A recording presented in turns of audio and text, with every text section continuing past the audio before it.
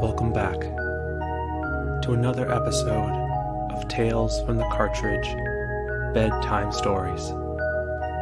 Let us know what you think of our bedtime stories on our Instagram page by emailing us at talesfromthecartridge@gmail.com with all the E's being threes, or by calling the Tales from the Cartridge phone number at 207-494-4334. We'd love to know what you like, don't like, and what you'd like us to cover next.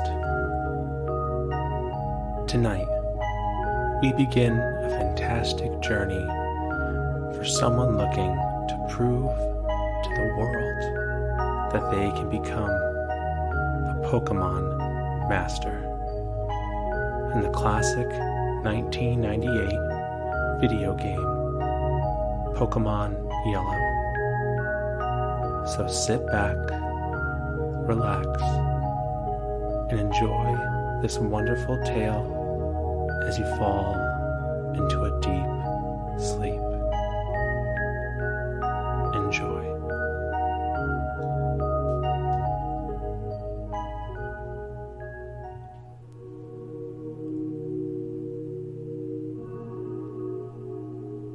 Hello there. Welcome to the world of Pokémon. This world is inhabited by creatures called Pokémon. For some people, Pokémon are pets. Others use them for fights. For this tale, we'll focus on just one boy. A boy named Red, who has just turned 10 years old and now has the right to start out on his own journey in this amazing world. His dream is simple: to become a Pokémon Master. Though it is simple in thought, the journey to become a Pokémon Master is difficult and uncertain. It is a title few earn. But Red is determined and feels he has much to prove to himself and to the world. And his journey begins as he opens his eyes, as he lays in his bed. Red hardly slept the night before.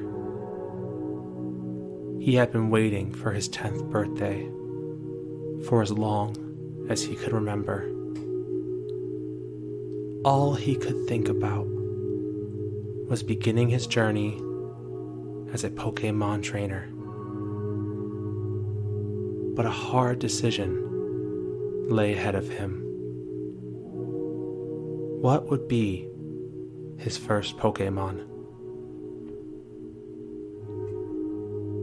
Red couldn't help but think of all of the possibilities with the 3 options he might have. Maybe it would be a Bulbasaur, a grass-type Pokémon that could eventually evolve into a large Venusaur. With a Venusaur, Red could ride on its back as they dashed through the numerous forests and landscapes of the Kanto region. Or what if it was a Charmander? Red could already imagine the feel of the air pushing against his face as he rode on the back of a Charizard through the beautiful blue skies. Or maybe it could even be a Squirtle that would end up evolving into a large Blastoise. No water, whether it be river or ocean, would stop Red as he could ride on the hard-shelled back of his Blastoise. As he continued to think it over, Red realized he couldn't come to a decision. How could he ever decide between such amazing options? His inevitable decision loomed over him as Red decided to get out of his bed and get ready for his adventure. After taking a shower, putting on his prepared trainer outfit, and getting his gear together, Red met his mother in the kitchen.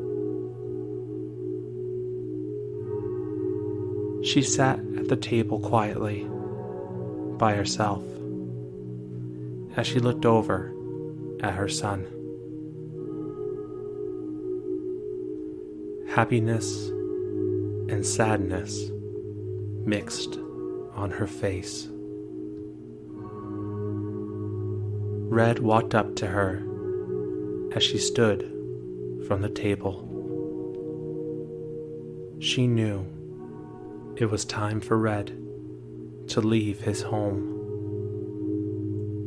but she wanted to make sure that he knew he always had a place to return to. Red smiled as he prepared his things.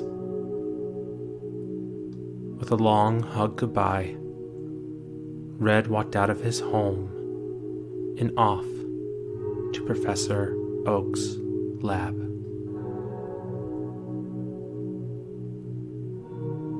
The world was a massive place, but Red lived only in a very small part of it. He lived in Pallet Town his whole life with his mother. Pallet Town itself had less than 10 people living in it, but it was quiet and nice. The only bad thing about Pallet Town was, well, one of the other townspeople, a boy the same age as Red. In fact, today was also his birthday. As Red approached Professor Oak's lab, he saw the wise professor walking up to Red's home as if to greet him personally. Professor Oak said hi with the same kind smile he always wore on his face.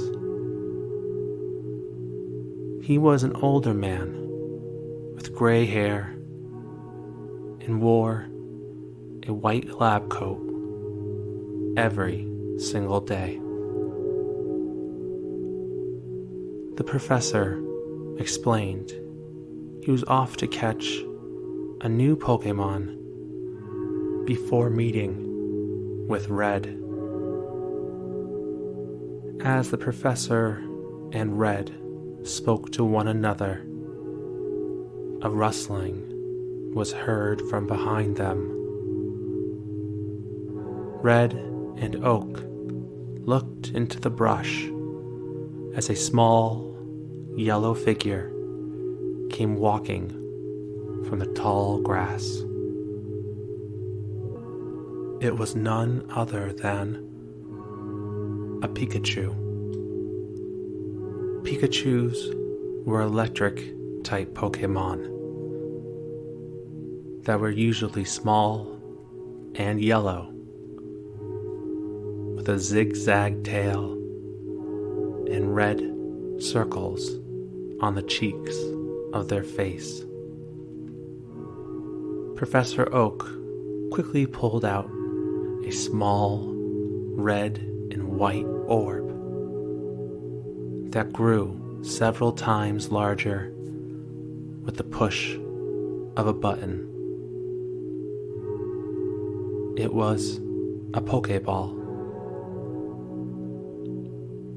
Red had seen Pokeballs so many times in his life, but he had never gotten to throw one before. As quickly as he pulled out his Pokeball, the professor threw the orb at the Pikachu as it opened and trapped the electric-type Pokemon. The Pokeball shook back and forth, the small button on the front flashing red and then white. The professor and Red stood silently, watching the Pokeball shifting back and forth on the ground. As the ball stopped moving, a locking noise came from the Pokeball, confirming its capture of the Pikachu. Red stood amazed at what he had just watched. Professor Oak made it look so easy to catch a Pokemon. He didn't even need to fight it. The professor walked over and grabbed the now occupied Pokeball and stored it in his white lab coat. Celebrating his victory, Professor Oak guided Red back to his lab, where he planned to give him his first Pokemon. Red could barely hold back his excitement. He questioned the good professor as to which Pokemon he might possibly be given. Maybe a Charmander, he wondered. Possibly a Growlithe. Or maybe even a Poliwag. But the professor was tight-lipped and wouldn't say, as it would spoil the surprise.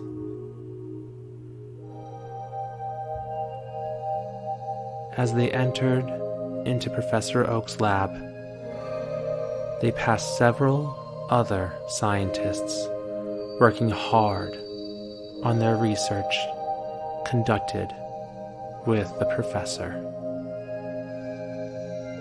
As they approached Oak's personal quarters, Red realized someone was already waiting inside. There was no surprise to Red as to who it was, for it was the young man who he called his rival. This boy's name was Blue. Both grew up with one another for as long as they could remember. At one point in time, Red had wanted to be Blue's friend, but Blue's rudeness and attitude made it all but impossible. Blue walked up to Red with the same smug look painted across his face as he always had.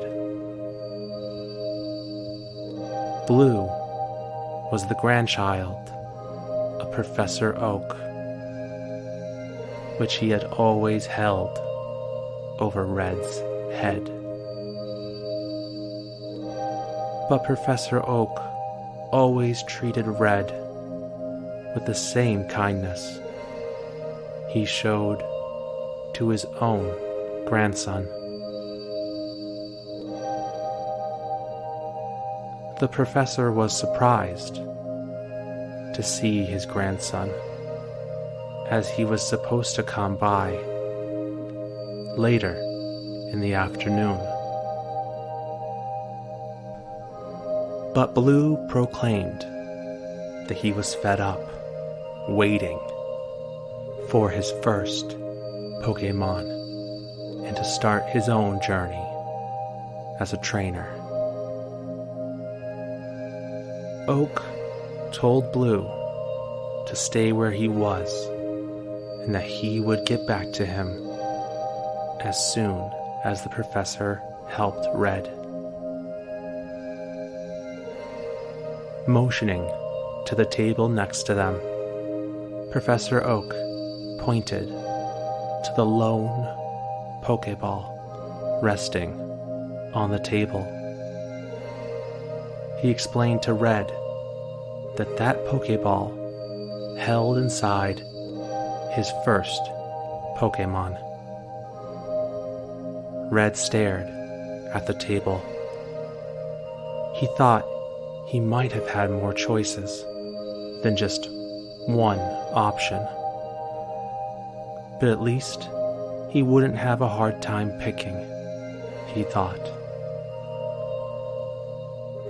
As Red walked over to get the Pokeball, Blue shouted out at his grandfather, demanding to know why he hadn't received his own Pokémon yet.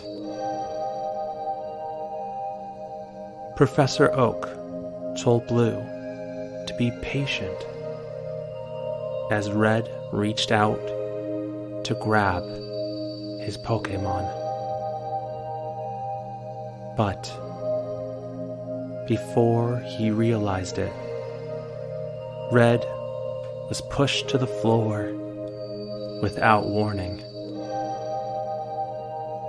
He looked up from the ground to see Red picking up the lone Pokeball that wasn't meant for him.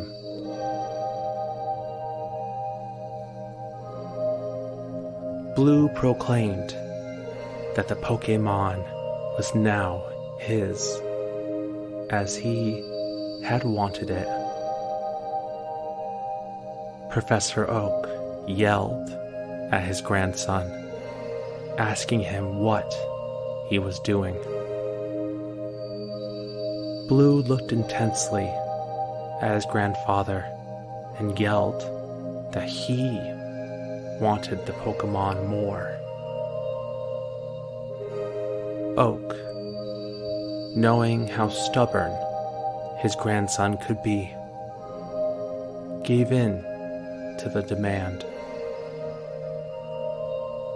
and called Red over.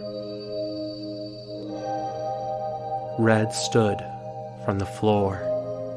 Frustration and annoyance showed on his face as he passed by Blue and stood again in front of Professor Oak.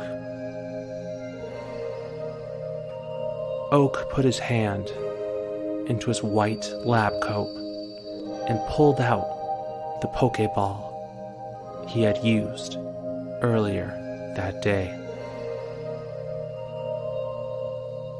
He explained to Red that the Pokeball contained the Pikachu that he had caught earlier, and that it would now be Red's first Pokémon. Red felt conflicting emotions. Happy to finally have a Pokémon, but upset that it wasn't the one promised to him. Red turned to look at Blue, who was admiring the Pokémon he unrightfully stole. Professor Oak explained to Red that the Pikachu was technically still wild and had not been tamed yet, as it had just been caught. Red stared at the Pokeball in his hand that held his first Pokémon. But it wasn't a Pokémon that he could gallop through the grassy fields with. It wasn't a Pokémon that he could soar through the skies or even travel on the water on its back. It was just a Pikachu. Red felt disappointment swell up inside of him. This wasn't how his journey was supposed to begin.